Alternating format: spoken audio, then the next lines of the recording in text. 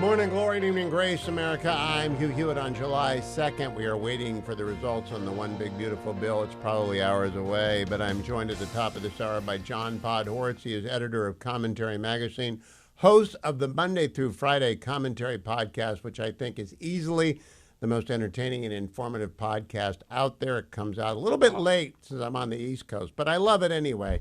John, I saved up this question for you because you actually know what you're talking about when it comes to presidents. You've worked in the White House. You've followed presidents very closely.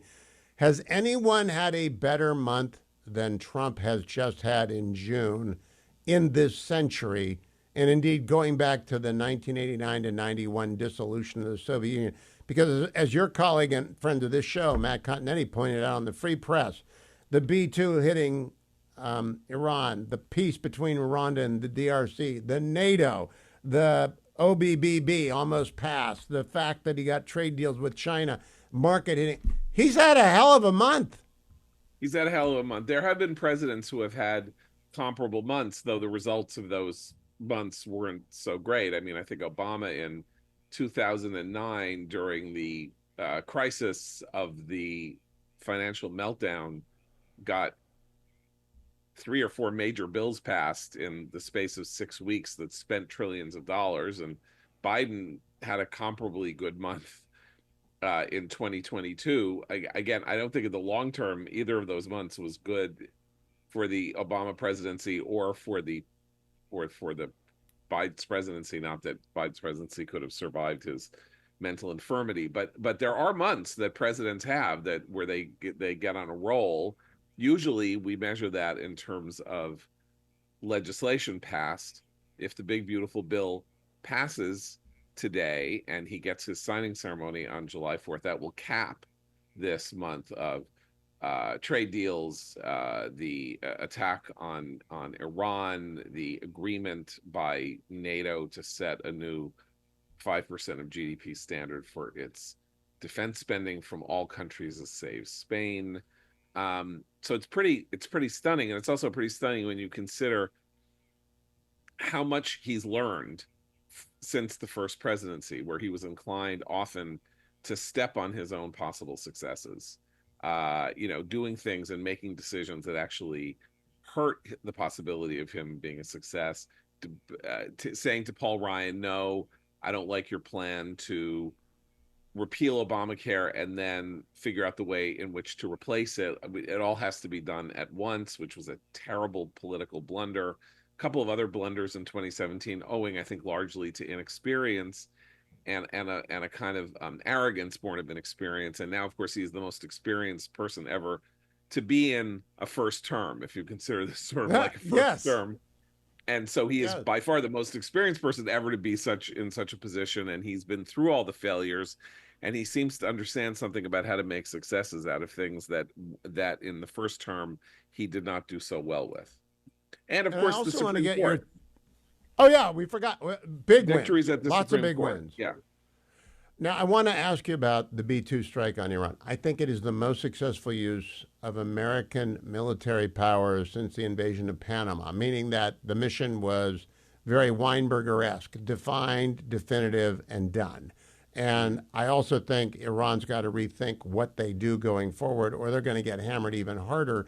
How do you rate the use of the B-2s against Iran in terms of world historical significance, John? Oh, I think it changes the 21st century for the better. Deterrence has been reestablished by the United States against irredentist and irrational and irresponsible regimes. Trump is somebody who we look at as a disruptor of the world order, but because he was willing to disrupt conventional wisdom on how to do these things, he has actually reestablished a form of world order that seemed to be degrading very, very quickly, in which regimes from not regimes, but like the Hutu, the Houthis, obviously Hamas, Hezbollah, and Iran as a regime, and all of that, we're breaking every cardinal rule of international norms in their behavior. And he just said, we are willing to use the most potent force that we have to say enough, and don't do this anymore. And anybody who wants to try to do this again in the future, we have established a precedent for American intervention that is not the intervention that we saw at the beginning of the century, right? It's not, we're going in, we're taking over, we're rebuilding you, we're going to help you to rebuild. It is, we are going to knock the stuffing out of you, degrade whatever it is that you think you're going to do, and then you're going to have to pick up the pieces and see where you go from there. Yeah, it's a repudiation. Powell had the doctrine, if you break it, you bought it. Trump's doctrine is I can break it and I don't buy it. And I like that doctrine. Now I got to turn to Mr. Mamdani. All I know about Mr. Mamdani, I've learned from the Commentary podcast and his Wikipedia entry. In his Wikipedia entry, I learned he went to Bowdoin and majored in Africana studies, whatever they are. I think he's illiterate economically, but I also looked up the mayoralship of New York. The mayor of New York gets to appoint the commissioner of police and the chancellor of the public schools. So this guy can do a world of damage. Do New Yorkers understand that? New York has a very, very strong mayoralty. It used to not have a strong mayoralty. In 1989, right before Rudy Giuliani became mayor, there was the city's system of government was altered. It had a system called the Board of Estimate that really governed the city, not the mayor. And the Board of Estimate was ruled unconstitutional, and a new city charter was written, and it actually gave very, very significant powers to the mayor. Not absolute powers, like not taxation powers, and not, but yes, he does have control of many aspects of the city and the cityscape. And I don't know that he is economically illiterate. I think he is economically radical.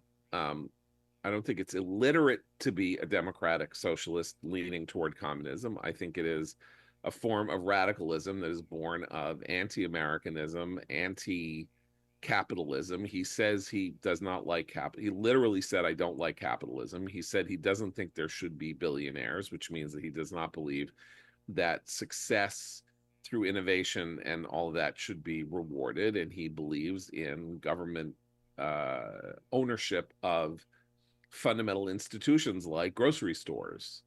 And he wants to give free stuff away. Now, many mayors do. Like, he wants to make sure that you can ride on the buses for free in New York City. Rudy Giuliani, as a sop to Staten Island, which helped him get elected in 1993, made the Staten Island ferry free. Now, to be fair, Staten Island ferry cost a quarter then to ride the Staten Island ferry. So he said, we'll make it free. It's not free anymore. Buses aren't free. Buses were free during the pandemic. That's an $800 million hit on the buses. He can't do that, by the way. He doesn't have the power to do that. That's in the hands of something called the MTA. But what he wants to do is create an economically radical and a radical city government. And that is his purpose. And I think he's a serious person in the sense that he is consistent in his socialism across the board. And he is so far, though it's only been a week or so, he has so far made it clear he is not going to moderate his views. He's not going to etch a sketch himself in order to make himself more palatable in the general election. He is holding fast to what he said he believed and what he goes. And in that sense, I guess he's admirable because he's not going back on his word. And now the question is there a way to prevent him from becoming mayor? Because the opposition against him, such as it is split three ways. There's a Republican candidate, a guy named Curtis Sliwa, not a very serious candidate, ran the last time, got 300,000 votes. There is an independent candidacy in the sitting mayor who decided not to run for re-election in his party because of many things involving his corruption and his pardon by Trump. That's Eric Adams. And there is Andrew Cuomo, who was humiliated in the primary, the former governor, disgraced former governor who had to resign, but nonetheless has money and does have a line. Like, there is a line on the independent ballot that he can run on. And if one or two of them don't get out of the race, there's no way for there to be a consolidated anti-Mamdani vote. So, John, we got 1 minute. Here's my question. Are you going to leave New York if Mamdani wins? Nah, I'm not going to leave New York. I'll tell you why.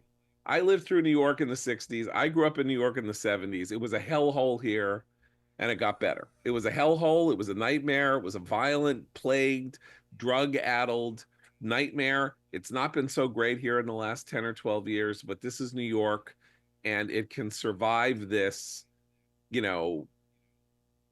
creep, anti-Semite creep, and his policies won't work, so he will fail as mayor. I mean, I know it's just going to be. I lived there in 1980. I only lived there for 6 months. I said I'm never coming back here. It was already getting better then. It was getting better in 1980. I just can't believe New Yorkers would do this to themselves. God bless Eric Adams. Democrats did it. That's Democrats did it to themselves. John Podhoretz, go listen to the Commentary Podcast. Like and subscribe it. We're going to get him to 20,000 like and